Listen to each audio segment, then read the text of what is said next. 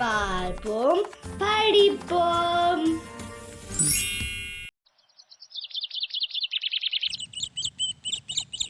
அடர்ந்த காட்டில் நரி, மான், ஓநாய், வரிக்குதிரை ஆகியன நண்பர்களாய் ஒற்றுமையுடன் வாழ்ந்து வந்தன. அருகில் இருந்த பனிமலை காட்டில் சிறுத்தைகள் வாழ்ந்து வந்தன. பனிமலை காட்டில் நடக்கும் திருவிழாவிற்கு நண்பர்களை அழைக்க முடிவு செய்திருந்தன. வாருங்கள் சிறுத்தையாரே, உங்களை வரவேற்பதில் மகிழ்ச்சி அடைகிறோம். மிக்க மகிழ்ச்சி நண்பர்களே. அடுத்த வாரம் பனிமலை காட்டில் திருவிழா. நீங்கள் அனைவரும் வந்து கலந்து கொள்ள வேண்டும். வருகிறோம். நன்றி நண்பர்களே. அனைவரும் ஒரு படகில் புறப்பட்டனர்.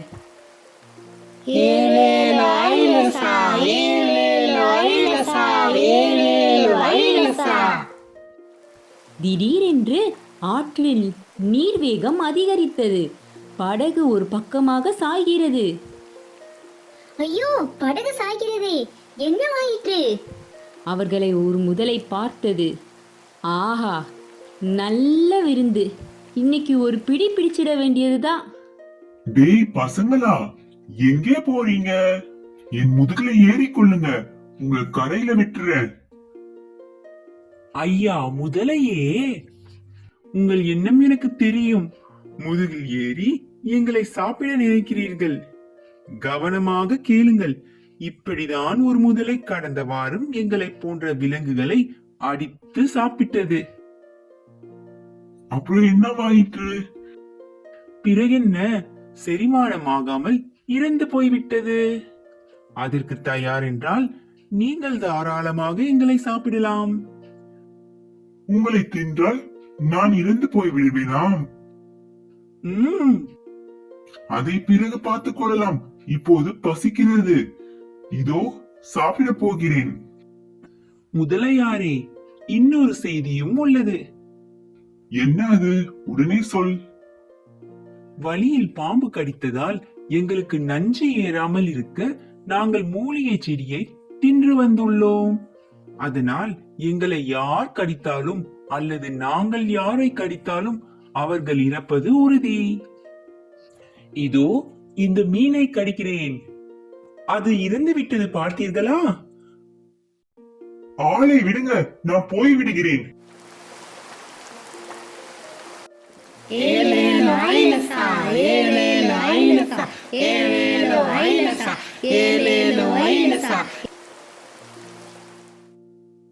பனிமலை திருவிழாவிற்கு வந்ததற்கு நன்றி. அனைத்து விலங்குகளும் நரியினை பாராட்டின, விருந்துண்டு மகிழ்ந்தன. கேள்வி நேரம். முதல் கேள்வி, படகில் செல்லும்போது விலங்குகள் ஏன் திடீரென அலறின?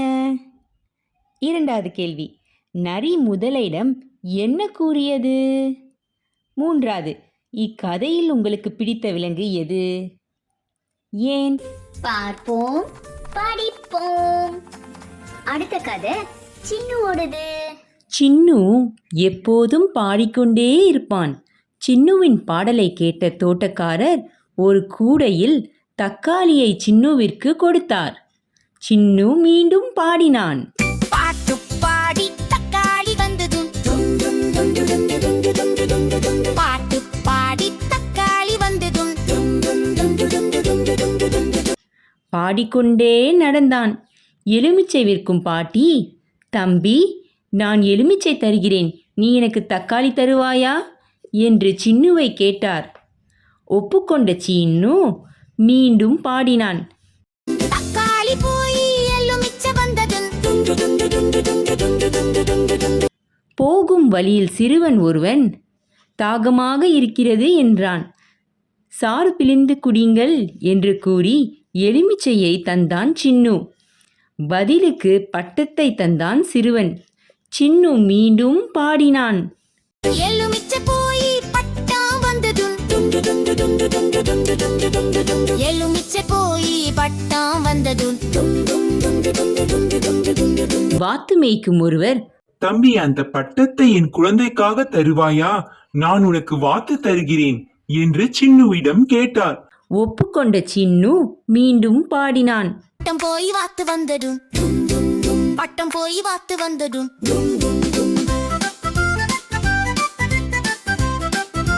தொப்பி விற்கும் ஒருவர், தம்பி, வாத்தை வளர்ப்பதற்கு தருவாயா? நான் உனக்கு தொப்பி தருகிறேன் என்றார். ஒப்புக்கொண்ட சின்னு மீண்டும் பாடினான். வாத்து போய் தொப்பி வந்ததுண்டதும் வாத்து போய் தொப்பி வந்ததுண்டதும் வெற்றிலை பறித்துக் கொண்டிருந்த ஒருவர், தம்பி, வெயிலாக இருக்கிறது, அந்த தொப்பியை தருவாயா? நான் வெற்றிலையை தருகிறேன் என்று கேட்டார். ஒப்புக்கொண்ட சின்னு மீண்டும் பாடினான். தொப்பி போய் வெற்றிலை வந்ததும் அப்போது சின்னுவை பார்த்த ஒருவர், தம்பி, விருந்து ஒன்றிற்காக வெற்றிலை கட்டுகளை தருவாயா? உன்னை விருந்திற்கு அழைத்துச் செல்கிறேன் என்று கேட்டார். சின்னு ஒப்புக்கொண்டான். விருந்தில் சின்னுவுக்கு பிடித்த தோசையும் இருந்தது. வெற்றிலை போய் தோசை வந்ததும் வெற்றிலை போய் தோசை வந்ததும் தோசையை சாப்பிட்ட சின்னு மீண்டும் பாடினான். தோசையை சாப்பிட்டதும் சின்னுவிற்கு ஏப்பம் வந்தது. சின்னு இப்போ என்ன பாடியிருப்பான்றத கமெண்ட் பாக்ஸில் கமெண்ட் பண்ணுங்க. அப்புறம் நம்ம சேனலை சப்ஸ்கிரைப் பண்ணிட்டு 3rd ஸ்டாண்டர்ட் படிக்கிறவங்களுக்கு இந்த வீடியோவை ஷேர் பண்ணுங்க. பார்ப்போம், படிப்போம். ஒன்றுபட்டால் உண்டு வாழ்வு. காட்டில் மரங்களுக்கும் விலங்குகளுக்கும் ஒரு போட்டி நடந்தது உங்களை விட நாங்கள் தான் உயர்ந்தவர்கள் என்று மரம் கூறியது. இல்லை இல்லை, நாங்கள் தான் உயர்ந்தவர்கள். எங்களால் தான் நீங்கள் பாதுகாப்பாக இருக்கிறீர்கள். யார் உயர்ந்தவர்கள் என்று ஒரு போட்டி வைப்போமா?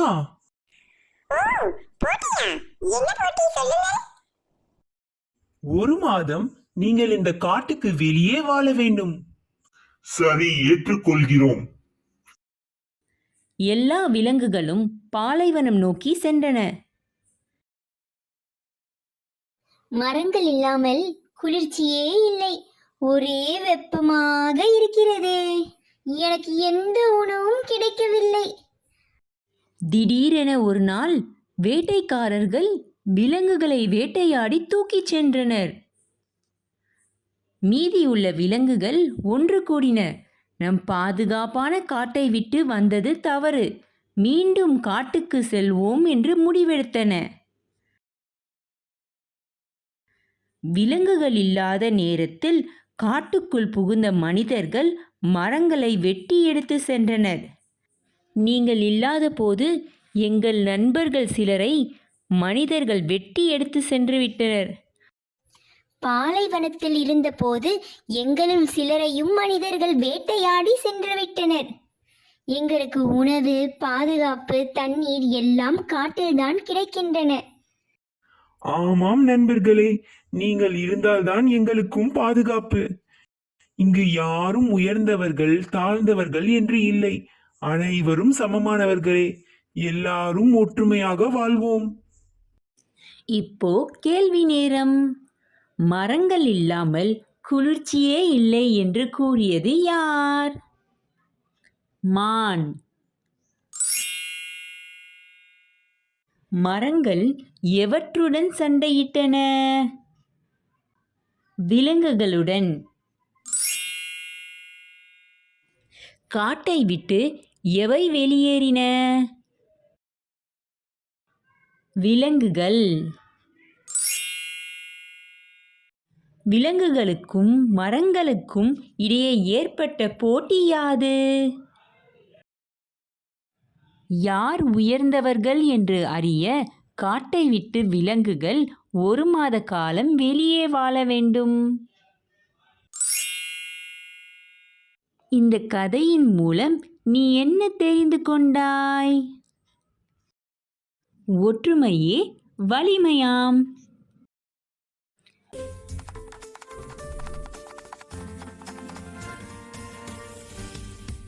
கயல் ஒரு இறகினை கையில் வைத்திருந்தாள்.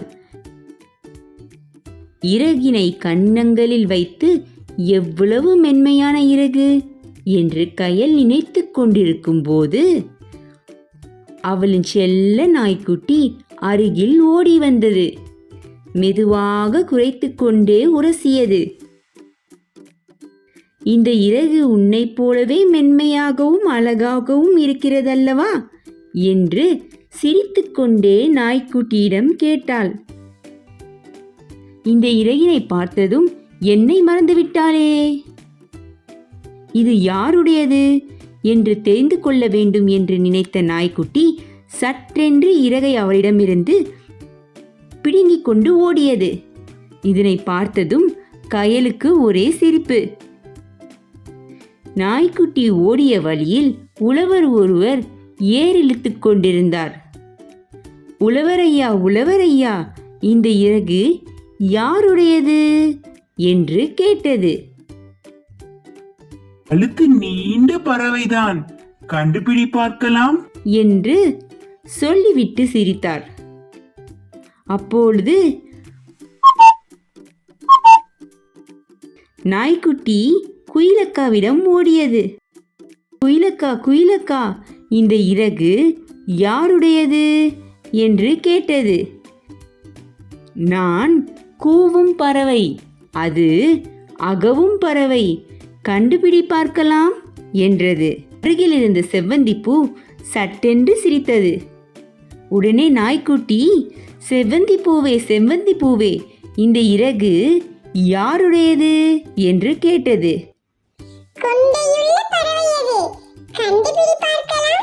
என்று சொல்லிவிட்டு மீண்டும் சிரித்தது.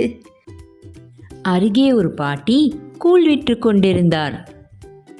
கூழ் விற்கும் பாட்டி, கூழ் விற்கும் பாட்டி, இந்த இறகு யாருடையது என்று கேட்டது. என் அன்பான நாய்க்குட்டியே, இது கூடவா உனக்கு தெரியாது? நம் தேசிய பறவை அதுதான், கண்டுபிடி பார்க்கலாம் என்று கேட்டு சிரித்தார். என் நண்பனிடம் கேட்டு நானே தெரிந்து கொள்கிறேன் பாட்டி என்று கூறிவிட்டு அருகில் உள்ள காட்டிற்கு ஓடியது.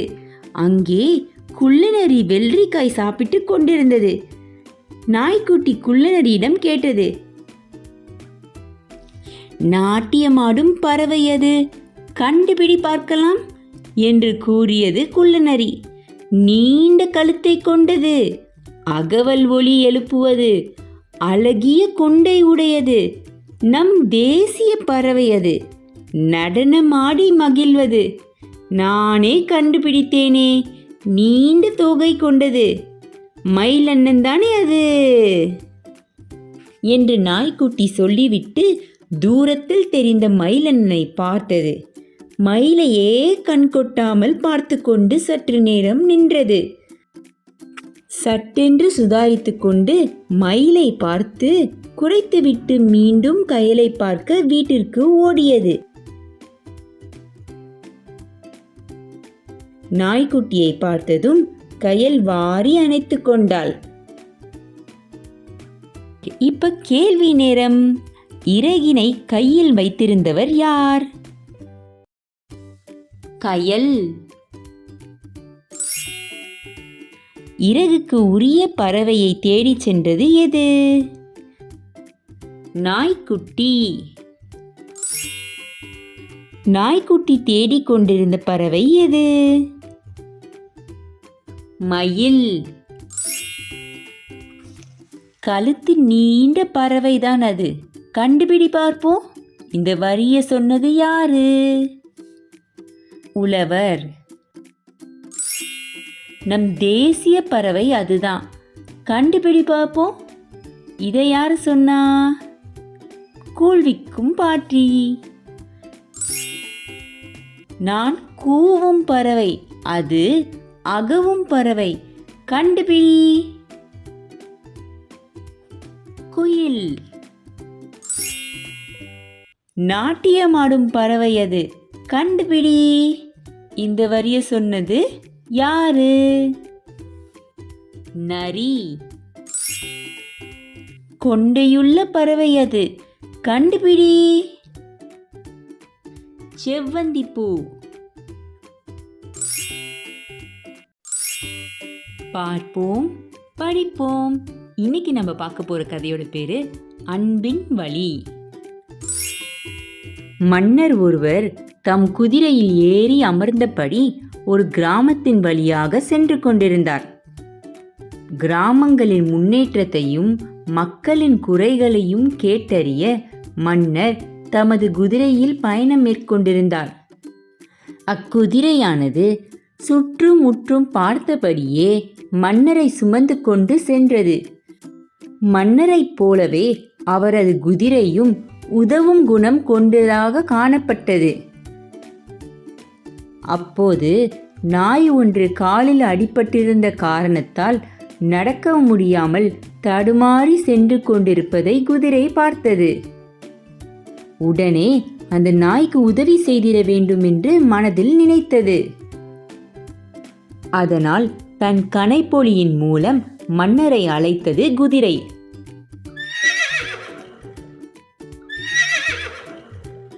அரசே, அதோ ஒரு நாய் நடக்க முடியாமல் தடுமாறி சென்று கொண்டிருக்கிறதே, அதை என் முதுகில் ஏற்றிக்கொண்டு அது எந்த இடத்திற்கு செல்ல வேண்டுமோ அந்த இடத்தில் விட்டுவிடலாமா என்று கேட்டது. குதிரையே, நீ இரக்க குணம் கொண்டிருக்கிறாய். உதவுவதில் உனக்கு இருக்கின்ற மகிழ்ச்சியை போன்றே எனக்கும் இருக்கின்றது என்றார் மன்னர். உடனே தம் பின்னால் வந்து கொண்டிருந்த காவல்காரர்களிடம் நாயை தூக்கி தாம் அமர்ந்திருக்கும் இடத்தின் முன்னே வைத்திருமாறு கூறினார். காவல்காரர்களும் நாயை குதிரையின் மீது அமர வைத்தனர். மன்னருடன் குதிரை சவாரி செய்து கொண்டிருந்த அந்த நாயானது மிகவும் மகிழ்ச்சியடைந்தது. மன்னரின் குதிரையின் மீது அடிபட்ட நாய் அமர்ந்து வருவதை பார்த்த மக்கள், நம் மன்னர் அன்பின் வழி நடப்பவர் போல தெரிகிறதே, சிறு உயிரான நாயிடமே நமது மன்னர் இவ்வளவு அக்கறை கொண்டுள்ளாரே, அப்படியானால் நம் நலனை பாதுகாப்பவராதான் இருப்பார் என்று மக்கள் எண்ணினர். அவரை வாழ்த்தி மகிழ்ந்தனர். பார்ப்போம், படிப்போம். இன்னைக்கு நம்ம பார்க்க போற கதை கல்வி கண் போன்றது. விரியூர் கிராமத்தில் உள்ள ஊராட்சி மன்ற அலுவலகத்தில் அன்று கிராம சபை கூட்டம். ஊராட்சி மன்ற தலைவர் கூட்டத்திற்கு வந்தவர்களை வரவேற்று பேசினார். சிறு தொழில் தொடங்குவதற்கான உதவித்தொகை வழங்கும் அரசின் திட்டம் குறித்து பேசினார். இத்திட்டத்தின் கீழ் யார் யாருக்கெல்லாம் உதவித்தொகை வந்திருக்கிறதோ அவர்களின் பெயர்களை படித்தார். பொன்வண்ணன் தன்னுடைய பெயர் வருகிறதா என்று ஆவலோடு எதிர்பார்த்து கொண்டிருந்தார். ஆனால் கடைசி வரை அவர் பெயர் வரவே இல்லை.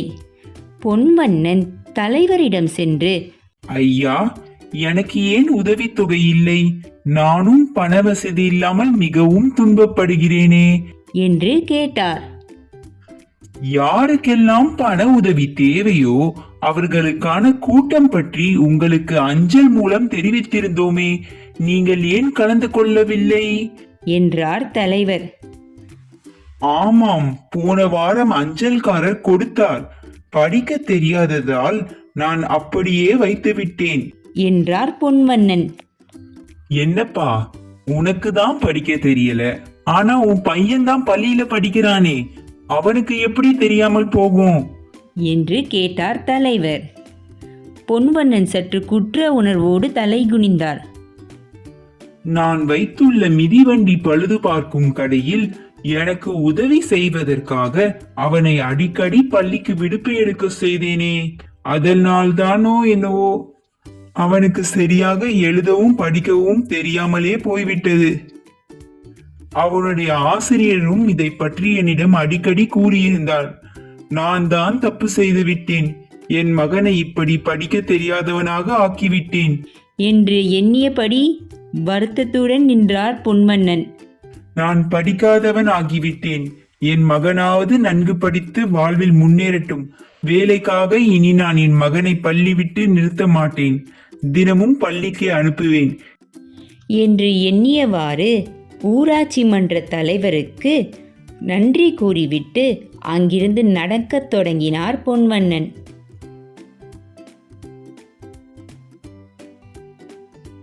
இப்போ பயிற்சி நேரம். துன்பம் இச்சொல்லின் எதிர்ச்சொல் என்ன? இன்பம். உதவித்தொகை இச்சொல்லை பிரித்து எழுதுக. உதவி பிளஸ் தொகை. யாருக்கு பிளஸ் எல்லாம் இச்சொல்லை சேர்த்து எழுதுக. யாருக்கெல்லாம். வாழ்க்கை முன்னேற உதவுவது கல்வி. ஊராட்சி மன்ற தலைவர் கிராம சபை கூட்டத்தில் எதனை குறித்து பேசினார்? ஊராட்சி மன்ற தலைவர் சிறு தொழில் தொடங்குவதற்கான உதவித்தொகை வழங்கும் அரசின் திட்டம் குறித்து பேசினார். பொன்வண்ணனுக்கு உதவித்தொகை ஏன் கிடைக்கவில்லை? உதவித்தொகை வழங்கும் திட்டத்திற்கான கூட்டத்தில் பொன்வண்ணன் கலந்து கொள்ளாததால் அவருக்கு உதவித்தொகை கிடைக்கவில்லை. லைக் ஷேர் சப்ஸ்கிரைப் பண்ணுங்க. அடுத்த வீடியோ பார்ப்போம். பாய்.